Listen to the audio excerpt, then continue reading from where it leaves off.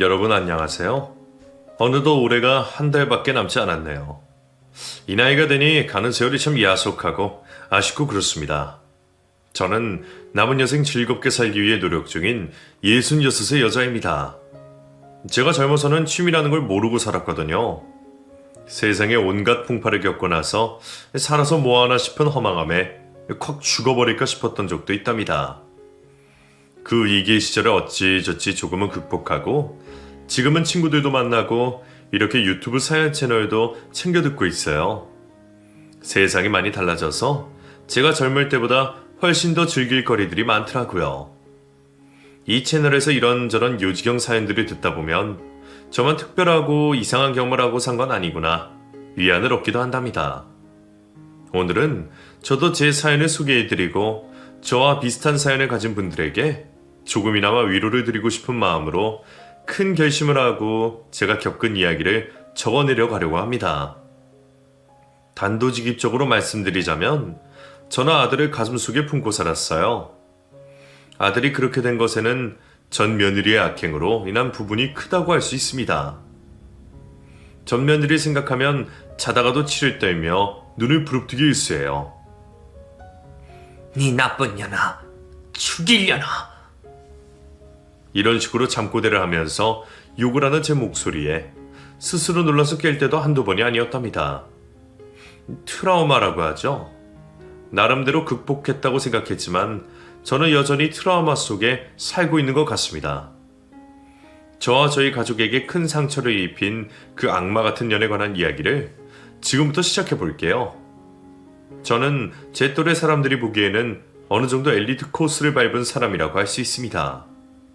그 시절에 여자로서 약대를 졸업하고 약사라는 사람이 그리 많지는 않았던 걸로 기억하거든요.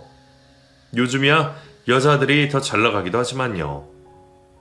아무튼 그 당시에 고향 친구들은 20살이 되자마자 결혼을 하는 친구들도 많았고 그러다 보니 저는 자연스레 친구들과 멀어지게 되었어요. 한참 외로움을 느끼면서 약국에서 일만 하고 살던 때에 나타나던 사람이 남편이었습니다. 제가 일하던 약국이 대학병원 근처에 있던 약국이라서 규모가 큰 편이었거든요. 남편도 거기에서 함께 일하던 사람이었습니다. 세심하고 항상 웃는 상에 인상도 부근하니 자기보다 남들을 먼저 배려하는 따뜻한 사람이었어요. 그냥 보기만 해도 사람 참 좋다 하고 속으로 저 혼자 생각하고 지냈습니다. 자꾸 눈여겨보게 되더라고요. 어찌 보면 저 혼자 속으로 그 사람에게 호감을 느끼고 있었다고 할 수 있습니다. 일방적인 마음인 줄 알았는데 그 사람도 저와 마음이 같다는 사실을 알게 되고 저희 둘은 급속도로 가까워졌어요. 연애를 하고 나서도 첫인상에서 변함이 없는 사람이라서 결혼을 한다면 이 사람이랑 하고 싶다고 생각했는데 1년 연애 끝에 사람의 청혼으로 저희는 결혼식을 올리고 살림을 합쳐 함께 살기 시작했습니다. 진경아, 나랑 결혼해줘라. 나 너 아니면 장가 못 갈 것 같아. 너보다 좋은 여자 만날 자신이 없다. 사실 나도 그래요. 기다리고 있었어요. 결혼해요. 그때 제 나이가 26이었고 남편은 29이었네요. 결혼을 한 후에 아이는 1년 후에 낳기로 했어요. 남편과 저는 재테크에 관심이 많은 편이었습니다. 두 사람 다 어릴 때 없이 살아서 돈에 대한 열망이 남달랐던 것 같아요. 저희 자식들에게는 빈곤한 삶을 물려주고 싶지 않았습니다. 그래서 저와 남편은 아이를 낳기 전까지 저희가 살고 있는 작은 아파트 외에 아파트 한 채를 더 사고 큰 집으로 이사를 가게 되었어요. 그리고 저희의 계획대로 30평대의 아파트를 매입할 수 있었습니다. 때마침 그때쯤에 제가 임신 7주차라는 사실도 알게 되었어요. 남편은 정말 기뻐하며 저에게 꽃다발을 선물해 주었습니다. 진경아, 고마워. 내가 아빠가 된다니 믿을 수가 없다. 그러면서 눈물을 흘리는 남편을 보며 저도 기쁘고 벅찬 마음에 같이 눈물을 흘렸습니다. 그 순간은 지금도 잊을 수가 없어요. 나도 내가 엄마가 된다는 게 믿기지가 않아. 고마워요. 아이는 뱃속에 있을 때부터 효자였어요. 입덧을 하거나 몸이 힘들었던 적은 손에 꼽을 정도로 편한 임신부 생활을 보냈습니다. 그리고 출산도 1시간 만에 쉽게 자연분만으로 나왔고요. 지글지글 새빨간 갓난아이가 신기하게도 지 아빠를 쏙 빼닮았더라고요. 아이를 보면서 더욱더 책임감이 느껴졌습니다. 남편과 함께 아들을 잘 키우자고 약속했어요. 여보 고생했어. 우리 아들 잘 키우자. 그래야지. 아들 이름은 예정대로 태성이로 할 거야? 클태 별성. 반짝반짝 세상을 비추는 사람이 되라는 의미. 좋지? 좋아. 저희 아들 태성이는 참 순한 아이였습니다. 남편을 닮았는지 방긋방긋 잘 웃고 뭔가 불편할 때면 눈물이 흘릴랑 말랑하는 표정을 지을 뿐 빽 울어서 달래느라 정신을 못 차릴 정도로 힘들게 한 적은 잘 없었어요. 주변에서도 애가 순하다고 신기하다 할 정도였으니까요. 아들을 키우면서 저희 부부는 재테크를 통해 아파트 세 채와 건물 하나를 매입하게 되었습니다. 아들은 대학을 졸업하고 26세 7급 공무원에 합격했어요.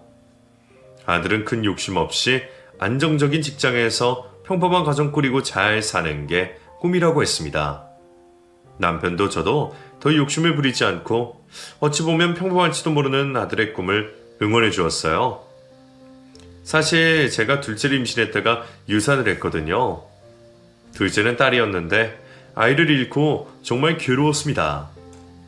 그때 이후로는 더 아이를 갖지 않기로 했어요. 그게 이제 와서는 조금 후회가 됩니다. 아무튼 아들은 7급 공무원이 되고 나서 28에 결혼을 하겠다며 중견기업에 다니던 회사 여자친구를 데리고 왔습니다. 어머님, 아버님, 처음 뵙겠습니다. 안녕하세요. 목청이 커서 처음에는 깜짝 놀랐습니다. 하지만 인사만 우렁차게 하고 그 후로는 참하게 조근조근 이야기하면서 저와 남편 이야기를 잘 들어주더라고요.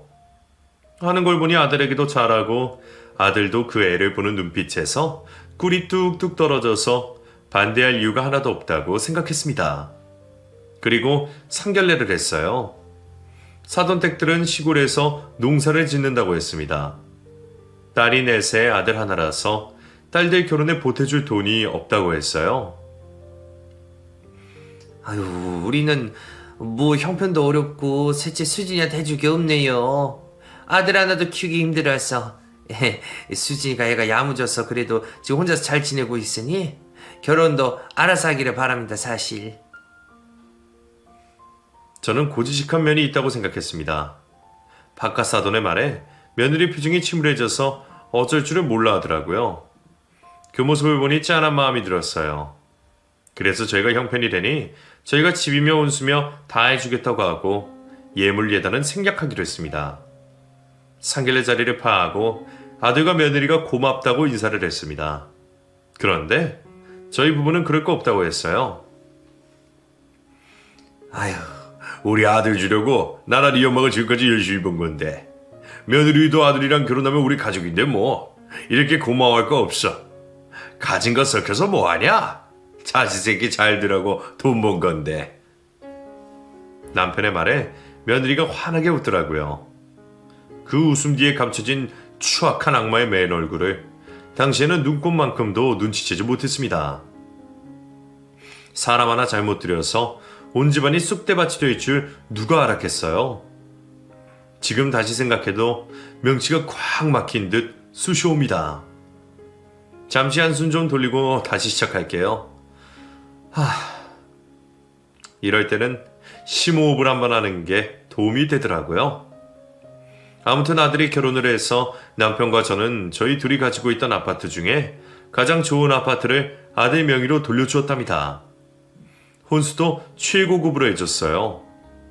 일이 엎질러진 후에 그러지 말았어야 했나 죄책감도 들고 후회도 됐지만 제 잘못이 아니었다고 생각하려 합니다. 아들은 결혼을 하고 3년 동안 아이를 갖지 못했어요.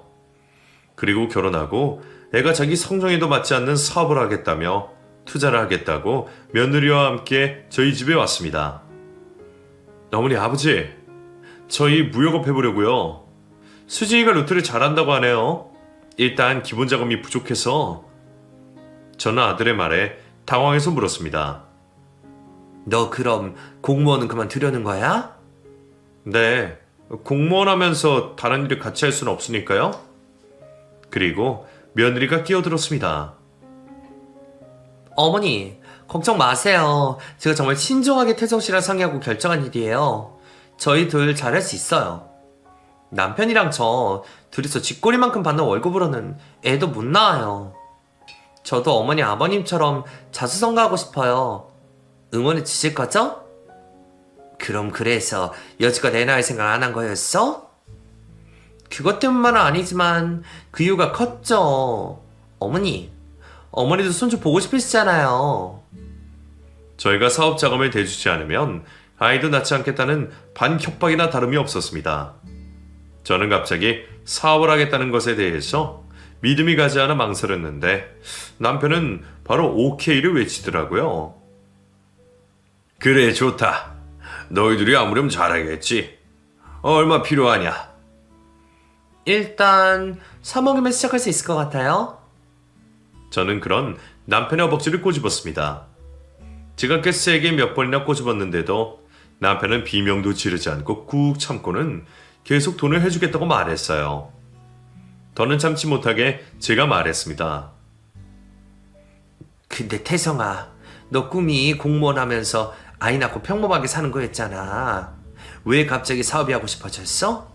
우리 아들 안전제일주의 아니었어? 저의 물음에 아들이 며느리 눈치를 잠깐 보더니 이내 대답했습니다. 저도 평범하게 사는 게 꿈인 줄 알았는데 수진이 만나서 달라졌어요.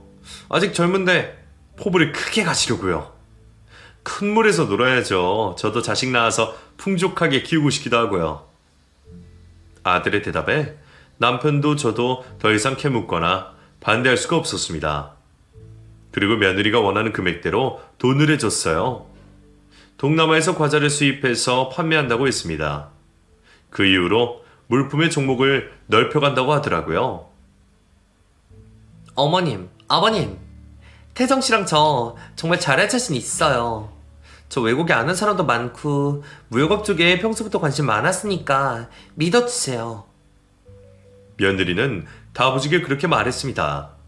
솔직히 내심 걱정은 됐지만 계획이 다 있는 것 같아서 알아서 잘하겠거니 생각했습니다. 그리고 사업을 시작하고 초반에는 잘 된다고 하더라고요. 그러면서 저희 부부에게 고급 요리도 대접해주고 옷도 사주면서 안심을 시켰습니다. 그때는 아들도 표정이 환했어요. 이게 다 어머니 아버지 덕분이에요. 아들 말에 며느리가 뾰루툭한 표정을 지으며 투정을 부렸습니다. 태성 씨, 나는? 내 덕은 없어? 당연히 우리 야무진 수진이 덕에 내가 용기 냈지. 고마워. 둘의 다정한 모습에 흐뭇했습니다. 하지만 그때뿐이었어요. 점점 아들네와 연락도 되지 않고 겨우 연락이 닿으면 바쁘다고 전화를 끊기 일쑤였어요. 엄마, 지금 정신없이 바빠서 제가 나중에 연락드릴게요. 그때부터 남편도 저도 아들 걱정이 조금씩 불안해지기 시작했습니다. 잘 된다던 사업이 아무래도 잘 안 되고 있는 것 같았거든요. 참다 못한 저희 부부는 애들에 관한 이야기를 나눴습니다. 여보, 요즘 태성이가 연락을 안 받네. 수지도 그렇고 걱정돼. 아무래도 무슨 일이 생긴 것 같은데 우리 걱정할까봐 숨기고 있는 것 같기도 하고. 안 그래도 나도 그 생각하고 있었어. 내가 전화를 받아도 바쁘다고 금방 끊고 목소리도 안 좋고 대체 무슨 일인지 우리 한번 찾아가 볼까? 제 말에 남편이 대답했습니다. 아이, 부담스럽게 뭘. 기다려보자고. 그렇게 시간이 흘렀고 1년 만에 연락이 왔습니다. 그 사이에 아들 며느리의 부탁으로 몇 번이나 돈을 보내주었어요. 임신을 했다고 했거든요.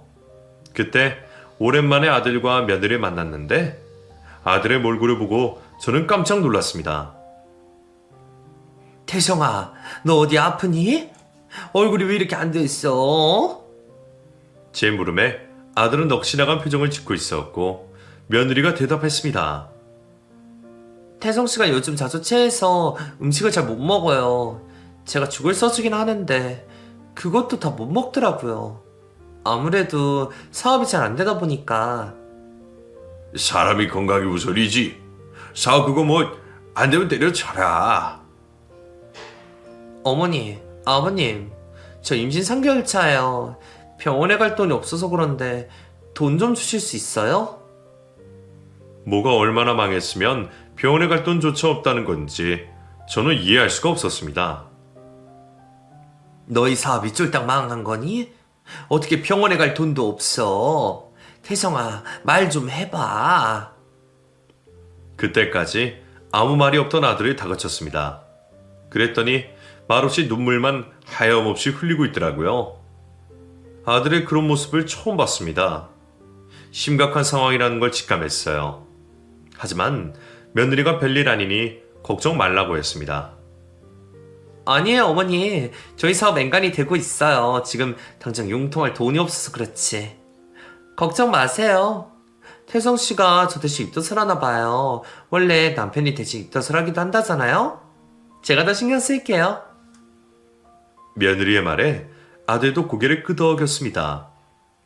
아무리 그렇다고는 해도 키 178에 75kg이던 아들이 한눈에 보기에도 거의 10kg 이상은 빠져서 얼굴도 까맣고 빼짝 마른 모습이 너무 신경 쓰이더라고요.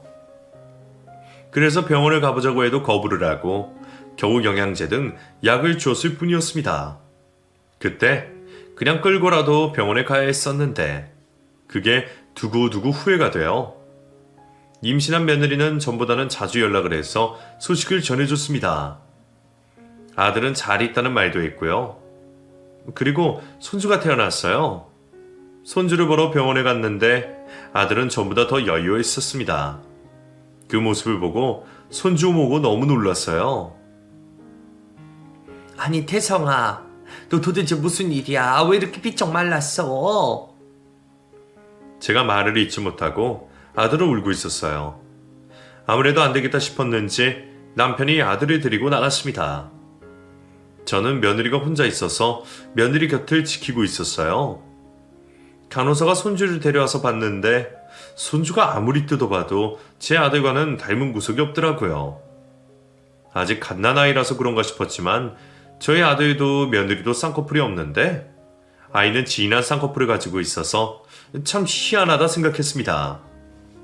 그리고 아들과 나갔던 남편이 혼자서 돌아왔습니다. 저더러 다짜고짜 그냥 가자고 하더라고요. 가세. 수진이 고생했고 쉬어라. 갑자기 왜? 태성이는 어디 갔어? 대성이 지금 내가 병원에 데려다주고 오는 길이야. 병원 갔다가 집에 온다고 했으니 기다려보자고. 며느리는 의아한 표정을 짓고 있었고 남편과 저는 집으로 가기 위해 차를 탔습니다. 운전하는 내내 남편은 한숨을 내쉬었어요. 아무래도 이상하다 싶어서 제가 물었습니다. 도대체 왜 그래? 태성이 어느 병원 간 거야? 많이 안 좋대? 에휴, 태성이 그럼 심각한 우울증이라고 하네. 말을 안 하려고 해서 내가 다그쳤더니 사업이 쫄딱 망했대. 당신이랑 내가 해준 집도 날리고 지금 빌라에서 지내고 있다는데 왜 말 안 했냐니까. 수진이 걔가 나중에 얘기하자고 했다더라고. 그리고 아니야. 아무튼 나 아는 정신과 의사를 상담해보라고 병원에 데려다 놓고 왔어. 기다리라니까 울면서 제발 가시라고 하더라. 그 자식 혼자 얼마나 마음고생을 한 건지. 항상 밝고 긍정적이었던 제 아들이 우울증에 걸려서 그렇게 여의고 말투도 줄어들었다는 사실에 너무 놀라고 걱정이 됐습니다. 아들에게 전화를 했는데 아무리 해도 받질 않았어요. 며느리에게 전화를 했더니 짜증을 내더라고요. 어머니, 저도 태성 씨랑 연락이 안 돼요. 아빠가 대체 어디 간 건지. 혼자서 힘들다고요. 그날 아들은 남편이 소개해준 정신과 의사와 상담도 하지 않고 그냥 갔다고 하더라고요. 사람이 촉이라는 게 있잖아요. 왠지 모르게 그날 심장이 뛰고 너무 불안했어요. 뜬 눈으로 밤을 지새웠습니다.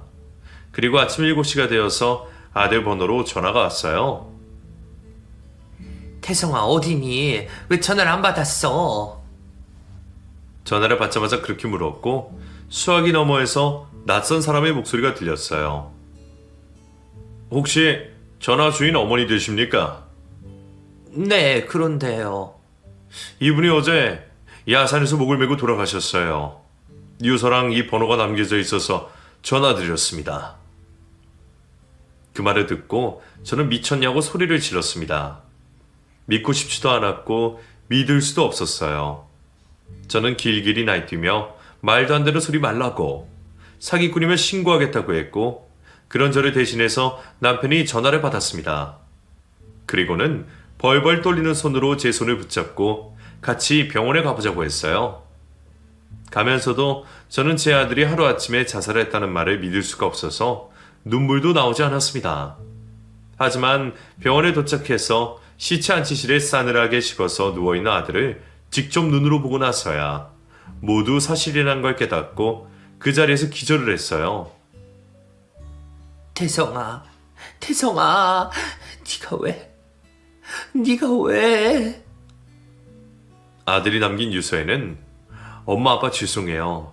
제가 너무 어리석었습니다. 못난 아들 먼저 갈게요. 죄송하고 또 죄송합니다. 이렇게만 적혀 있었어요. 그동안 혼자서 얼마나 앓고 있었으면 그런 극단적인 선택을 했는지 전혀 예측을 할 수조차 없었습니다. 경찰 조사도 했는데 그간 무역업을 하면서 빚을 져서 빚을 갚느라 고군분투하느라 자살을 한 걸로 결론이 났어요. 타살 혐의가 전혀 없다고 했습니다. 아들 장례식을 치르는데 저는 아들을 이렇게 벼랑 끝으로 몰고 간 게 제 탓만 같아서 하염없이 눈물을 흘렸어요. 저희 부부가 충분히 도와줄 수 있었는데 왜 그런 선택까지 한 것인지. 남편도 저도 죄책감에 시달렸습니다. 마법을 부릴 수 있다면 아들이 죽기 전으로 돌아가고 싶다는 망상까지 했어요. 남편도 저도 장례식에서 넋이 나간 채로 누가 툭 건드리면 아무 말도 못하고 눈물만 쏟아냈어요.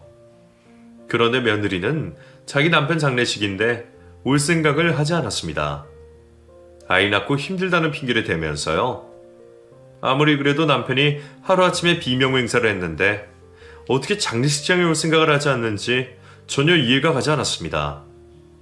아들 장례식을 다 치를 때까지 오지 않더니 손주를 보고 싶어서 연락을 했는데 지방으로 이사를 갔다는 말만 했어요. 어머니, 저도 힘들어요. 저 애 데리고 제주도로 이사 왔어요. 마음 정리되면 애 데리고 인사하러 갈게요. 근데 아시다시피 제가 너무 힘들어서 그런데 5천만 원만 빌려줄 수 있을까요? 그 말을 듣고 저는 남편에게 며느리가 그랬다고 전했습니다. 그런데 남편이 벼락같이 화를 내더라고요. 며느리 말이면 다 된다고 했던 사람이 완전히 달라진 모습이었습니다. 안 돼. 걔를 뭘 믿고 돈을 줘? 절대 주지 마. 못돼 처먹은 것 용서 못해. 저는 남편이 왜 그렇게까지 화를 내는지 알 수 없었어요. 그래서 이유를 물었더니 얼버무리기만 하고 대답을 하지 않더라고요. 그리고 아들이 가고 나서 반년 만에 남편도 바짝바짝 마르고 낯빛도 좋지 않아서 병원에 검사를 하러 갔다가 최정한 말기라는 진단을 받았습니다. 나쁜 일은 연쇄적으로 일어난다고 하더니 저희 가족에게 이런 불행이 닥칠 줄 누가 알았겠어요. 저는 남편마저 이룰 수 없다며 할 수 있는 치료를 다 받게 했습니다. 수술도 여러 번 하고 항암 치료를 받았지만 호전될 기미가 보이지 않았어요. 의사는 1년이 남았다고 했지만 남편은 3년을 버텨주었습니다. 그 기간 동안 남편과 저는 공기 좋은 곳으로 여행도 가고 기적이 일어날 거라고 믿고 있었어요. 하지만 기적은 일어나지 않았습니다. 남편은 아들 죽고 3년 반 만에 아들을 따라가 버렸어요. 태성이 엄마, 나까지 가서 미안해. 내가 변호사한테 유언장 남겨놨어. 나중에 수진이 걔 만나면 그때 열어봐. 그리고 당신 탓 아니니까. 당신은 건강하게 잘 지내다가 와. 미안해. 그게 남편의 마지막 말이었습니다. 저는 남편마저 떠나보내고 반 미친 사람처럼 지냈어요. 아들과 남편을 나란히 수목원에 모시고 나서 남편이 했던 말은 잊고 이런 불행이 닥친 건 다 제 잘못이라는 죄책감에 저도 따라 죽고 싶은 마음뿐이었어요.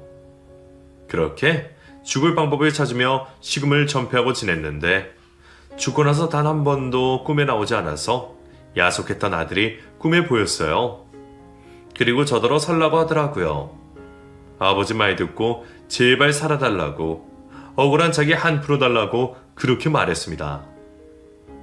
너무 생생해서 태성아 소리 지르며 눈을 떴는데 꿈이었어요.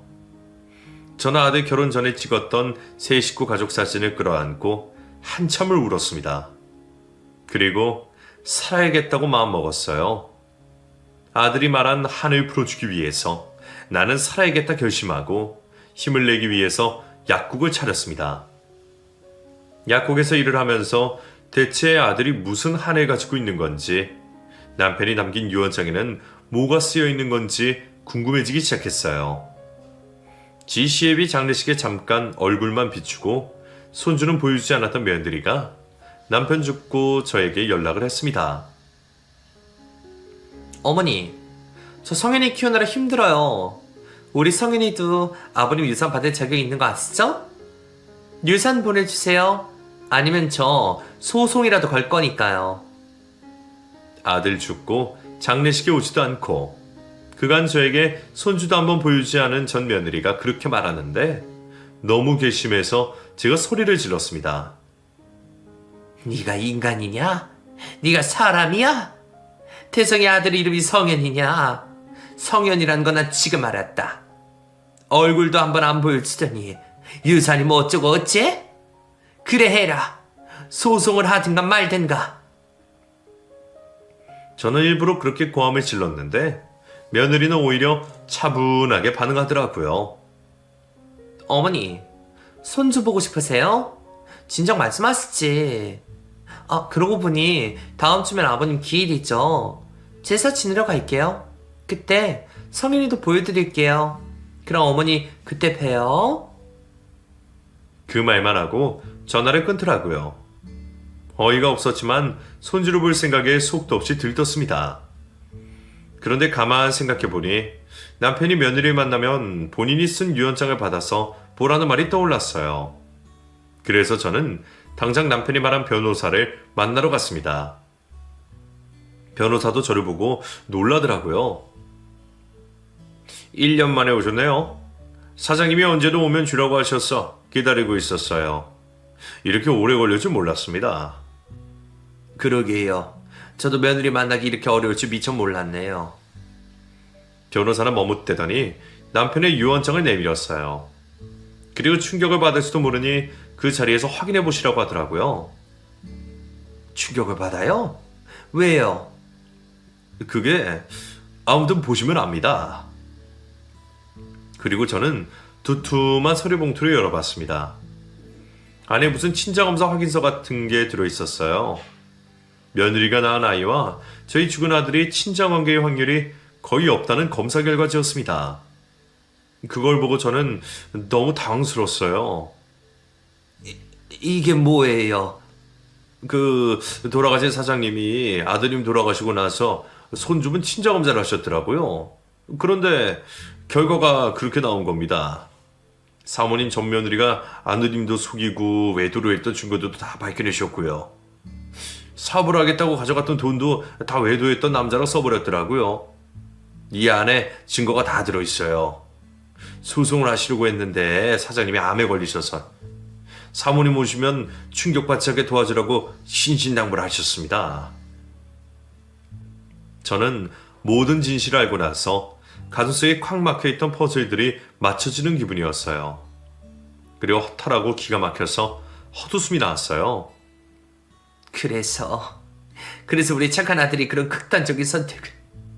그래서 사모님 힘드시겠지만 사모님이 아드님 한 프로 주셔야죠.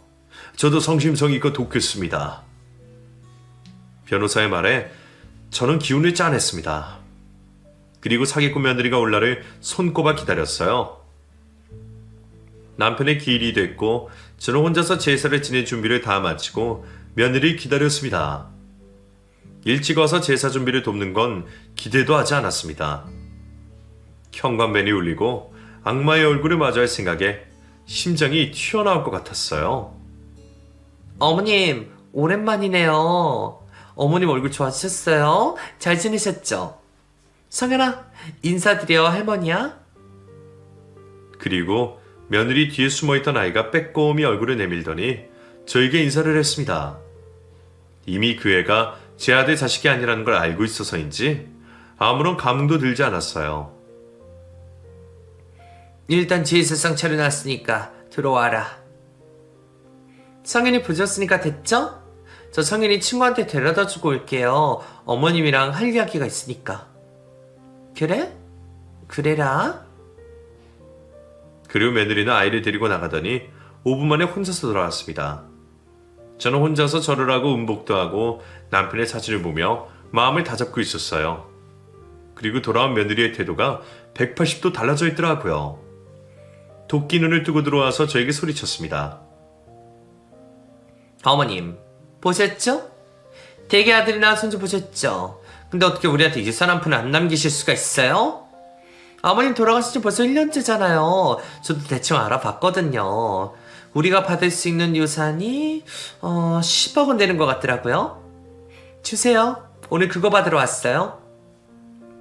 제사상 앞에서 고래고래 소리를 지르며 따지고 드는 며느리를 보며 저도 모르게 기사대기를 날려버렸습니다. 뭐 이년아? 말이면 다인 줄 알아? 유산 10억? 웃기고 있네 이 살인자나나. 내 눈에 흙이 들어가기 전에는 그 돈 못 받을 줄 알아. 제가 그렇게 말했더니 며느리가 저를 한번 노려보더니 제가 정성 들여서 차려놓은 제사상을 한 손에 들고 뒤집어 엎었습니다. 그릇이 깨지고 음식들이 바닥에 나뒹굴었어요.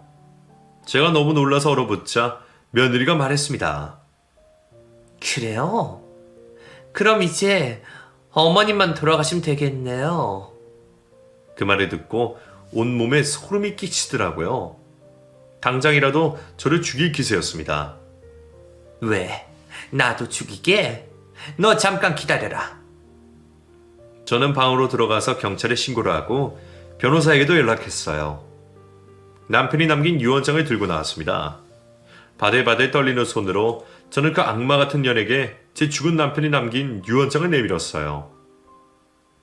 그걸 받아들 생각도 안 하고 툭 내치더니 말했습니다.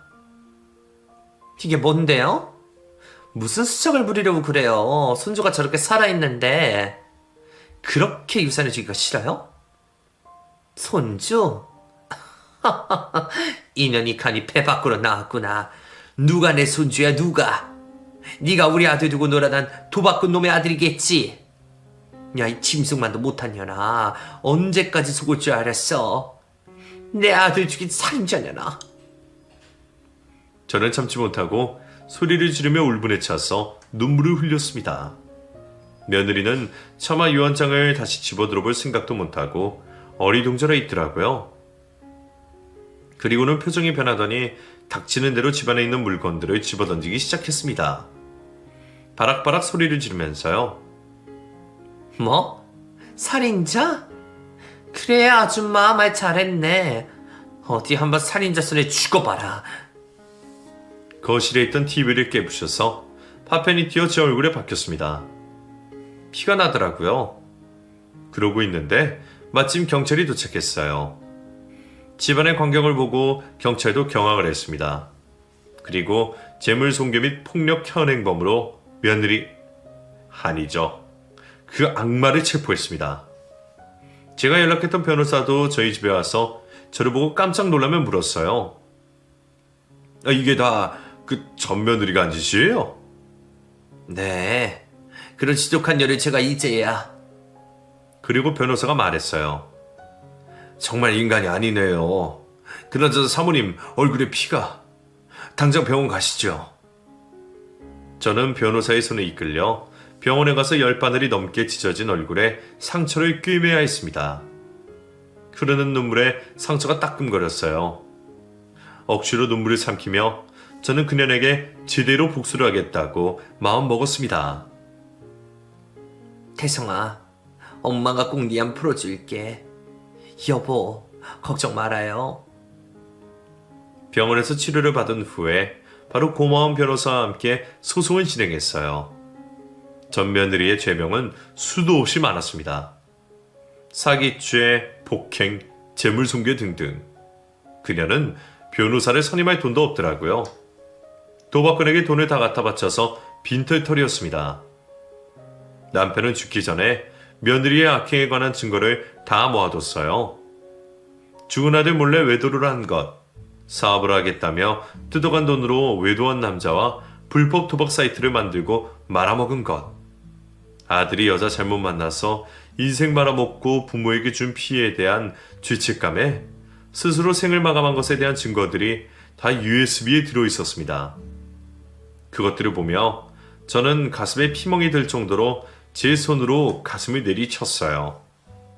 아픈 줄도 몰랐습니다. 소송을 진행하면서 저는 그 악마 같은 년은 저에게 손해배상금 및 죽은 저의 남편에게 거짓말로 뜯어간 돈을 갚으라면 판결을 받았습니다. 돈을 다 갚을 때까지 매달 10%의 이자도 지불해야 했어요. 그리고 형사소송도 진행해서 불법 도박 사이트를 운영한 죄로 징역까지 선고받았습니다. 징역을 받고 나서 그 파렴치한 년이 저에게 뭐라고 한 줄 아십니까? 어머님, 이제 뜻대로 다 됐으니 속이 후련하세요? 저 정말 억울해요. 제가 죽으라고 한 건 아니잖아요. 저희 아들은 무슨 죄예요? 저희 아들 손주라고 생각하고 저 감옥 간 동안 잘 좀 보살펴 주세요. 예? 그만에 저는 그네의 머리채를 휘어감고 마구 흩들었습니다. 뭐라고? 인연이 지체를 모르는구나. 야, 내가 니년 자식을 미쳤다고 돌봐? 이게 진짜 미친년아. 너 죽고 나 죽자. 죽어. 수갑을 찬 그년의 머리를 쥐어뜯으며 정신을 놓고 욕을 해댔어요. 저도 저한테 그런 기운이 있다는 걸 알고 놀랐습니다. 주변에 있던 경찰이 뜯어 말리고 나서야 겨우 손을 떴는데 제 양손에 그년의 머리카락이 한 움큼 쥐어 있더라고요. 하나뿐인 아들도 남편도 며느리 하나 잘못 들여서 다 떠나보내고 저는 남은 생에 미련이 없었습니다. 전 며느리를 감옥에 집어쳐 넣었지만 여전히 모든 게 후회뿐이었어요. 조금만 빨리 알았더라면 아들도 남편도 제 곁에 살아있었을 텐데 하는 생각에 가슴이 턱턱 막히고 그냥 곧 죽을 사람처럼 괴로웠습니다. 너무 고통스러워서 머리가 깨질 듯이 아팠어요. 하지만 저까지 따라서 죽으면 먼저 간 아들과 남편이 저를 원망할 것 같더라고요. 저는 먼저 간 자식과 남편 목까지 열심히 살자 다짐하고 병원에 갔습니다. 그런데 뇌종양 1기라는 진단을 받았어요. 뇌에 종양이 생겼네요. 아직 크기가 크진 않아서 수술만 잘 되면 완치 가능성이 높습니다. 의사의 말에 저는 아무 생각이 들지 않았어요. 한꺼번에 많은 스트레스를 받아서 저도 암에 걸린 겁니다. 차라리 잘 됐다 싶더라고요. 이렇게 나도 따라가야지. 그랬습니다.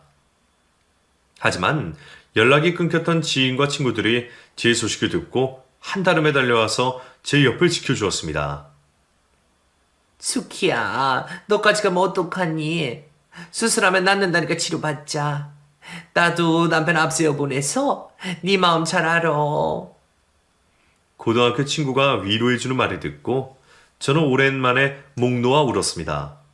그리고 수술을 받았어요. 야속하게도 수술이 깔끔하게 잘 되어서 저는 1년에 한 번씩 추적 검사만 받으면 된다고 했습니다. 치료를 받고 병원에 입원한 동안 가만히 생각해 봤더니 저는 제가 정말 좋아하는 게 뭔지 모르고 살았더라고요. 이왕 이렇게 연장된 생명이니 좋아하는 일을 찾아서 즐기면서 살다가 가자는 마음이 생겼습니다. 그래서 퇴원을 하고 나서는 친구들과도 자주 만나고 노래교실도 다니고 그림도 배웠어요.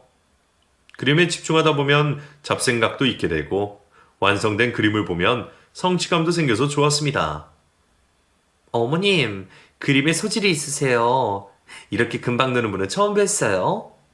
어머님 감각이 특출나시네요. 선생님, 칭찬이 과하시네요. 고마워요. 저는 그냥 재밌어서 열심히 할 뿐인데요, 뭐. 아니에요. 저도 진심이에요. 나중에 전시하셔도 되겠어요. 정말 대단하세요. 그림 선생의 말에 그냥 멋쩍게 웃었는데 정말로 얼마 전에는 그리움이라는 주제로 그림 전시도 했어요. 죽은 남편과 아들 초상화도 그리고 두 사람과 관련된 추억거리들을 수채화로 그렸습니다. 전시를 본 사람 중에는 그림을 사겠다는 사람도 있었어요. 하지만 그걸 돈 받고 팔 수가 없더라고요. 죄송하지만 이건 판매용이 아닙니다. 저한테 따로 의뢰해 주시면 그림 그려드릴게요. 그렇게 말하고 의뢰를 할 거라고는 생각 못 했는데 정말로 의뢰를 해서 그림을 그려주고 돈도 벌었습니다. 저는 번 돈을 보육원 시설에 기부했어요.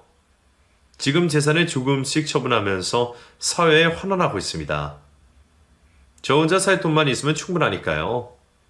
이렇게 잘 살다가 눈을 감으면 저에게 남은 재산을 모두 어려운 이웃에게 기부하고 싶다고 유언장도 쓰고 공중도 받아놓은 상태예요.